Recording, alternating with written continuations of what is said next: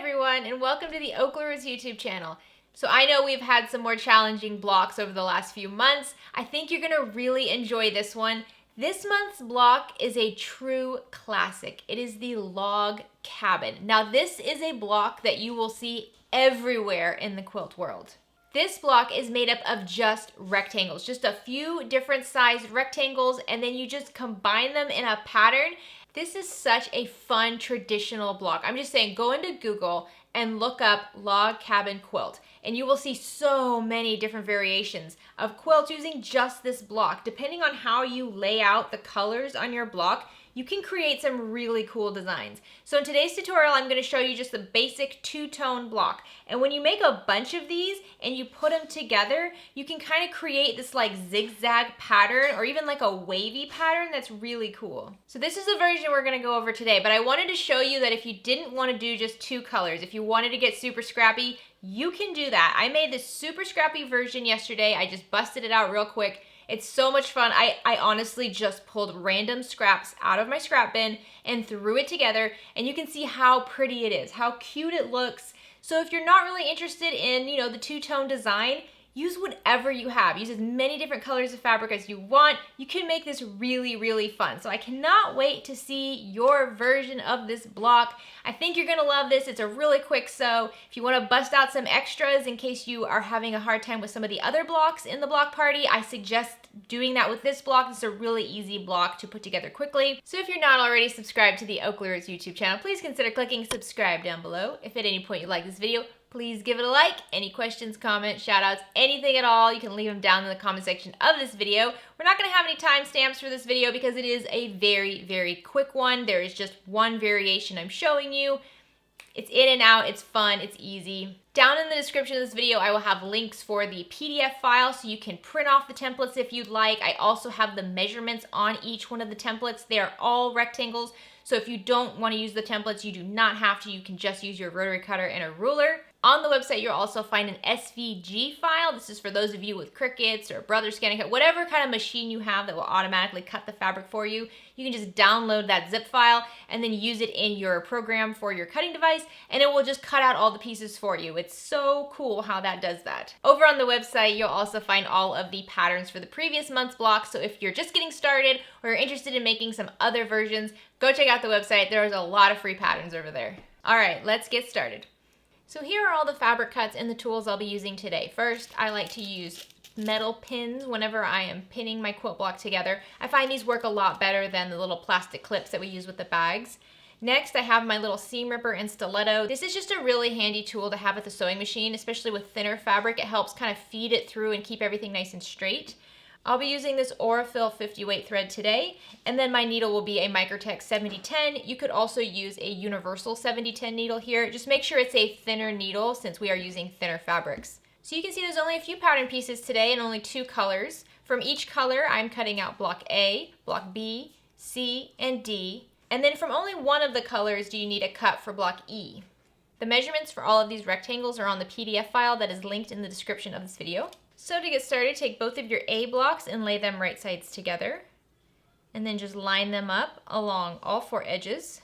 Pick one of those edges to pin the two blocks together. And now take this to the sewing machine and sew along this pinned edge at a scant 1/4 inch seam allowance. Once you have your two A units sewn together, just press the seam behind the darker fabric. So I like to press it when it's folded together first, and then I will unfold it and push the darker fabric over that seam. Give it a light finger press. There we go. And then press on the seam. And then just press the back. And I'm not using any steam when I'm pressing my quilt blocks. I use a dry iron.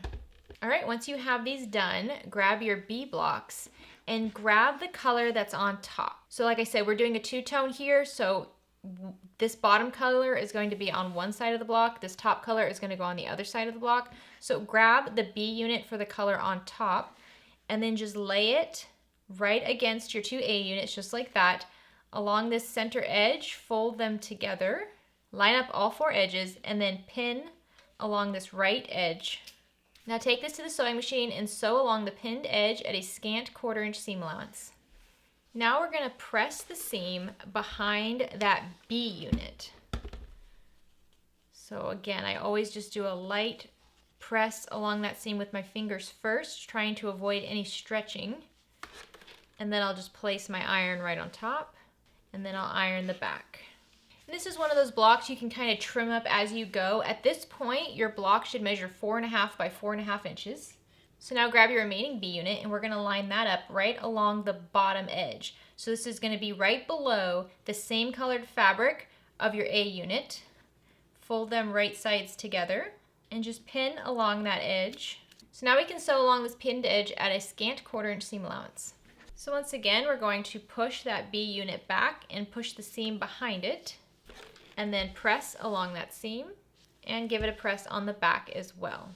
So now go ahead and grab your C units, and then grab the color that's on the bottom of your block, so this little cross stitch fabric for me, and line that up with the left edge of your unit and lay them right sides together, and then just pin along that edge.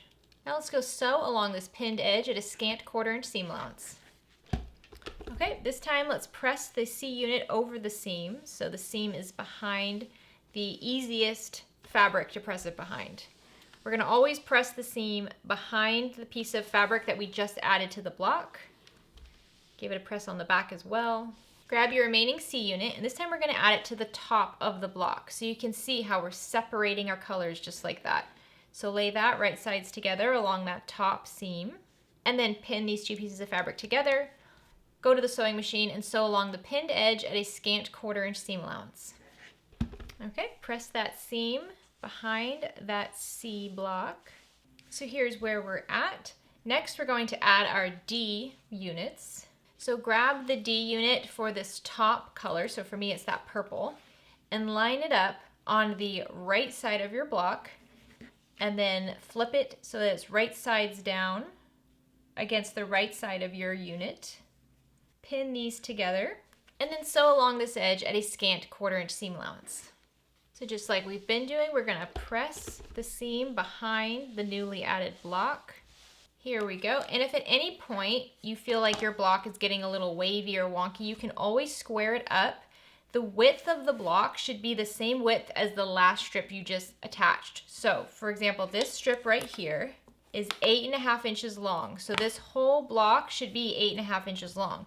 What you can also do is just line up your ruler right along one of the edges of your block, and then line up one of the grid point marks along that seam that you just sewed.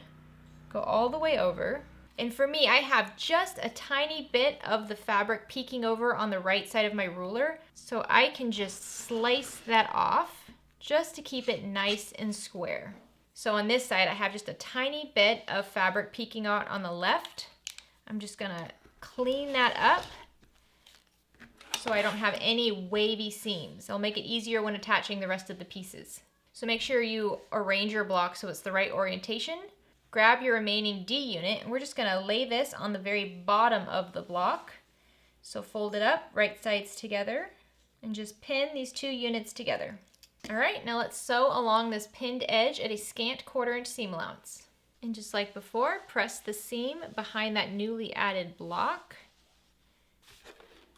and press with your iron. Okay, so doesn't that come together quickly? So make sure you have this laid out in the right way. Grab your last unit, your E unit, and lay it on the left. So again, you see total separation, just like that. Take your E unit and lay it right side down on your quilt block. Add some pins along this edge just to hold everything in place. Okay, now take this to the sewing machine and sew along this pinned edge at a scant 1/4 inch seam allowance. So this is your final seam. Just press it once again behind that last piece of fabric. So once the block is complete, I like to lay it wrong side up, grab some best press, and just very lightly spray the back. So I'm just spraying those seams. And then I'll take my iron and just press it on the back of my block. And that starch and the pressing will really help set those seams nice and flat, which will make it easier when I'm piecing together my entire quilt. Can flip it over and give it a nice press on the front as well. And the final step is just squaring up this block. I have this 10.5 inch by 10.5 inch ruler. I also have a template on my website you can use. It looks like my block is pretty good. It's actually just a tiny bit smaller than this ruler, so that means that my seam allowance was just a tiny bit big, but that's perfectly fine. I can still use this block very easily in the finished design. So there you go. There is month 9. See? I told you. Super fast, super easy, very, very cute. A great block to do 2 tones, to do totally scrappy. Like I said, go on Google, look up other patterns. You can use just like 3 fabrics, 4 fabrics, whatever you like. I do suggest that if you like this block a lot, make a few extra, especially if there was a month where you weren't really feeling the blocks and you skipped that month. This is a great one to whip up a few extra of, and then that way in the future, if there's other blocks you're not really interested in, you'll have some extra blocks. These are also really fun blocks to add to bags, and I will probably make a few extra of these and show you in some future videos how to add the log cabin block to one of your bags. So thank you so much for sewing with me today. I hope that you love this block. If you're celebrating anything in November, any holidays, birthdays, anything like that, I hope that this block kind of provides a relief. I know in our family, November can be kind of a stressful month. We have a lot going on. We have Thanksgiving, a lot of cooking, a lot of things. And this is a nice way to escape to my sewing room, bust out a few of these blocks. Not a big time commitment, but I still accomplished something and got a little breather from all of the family stuff. So I hope you're having a great day. I hope you have a great rest of the week. Get out there and make something. Bye.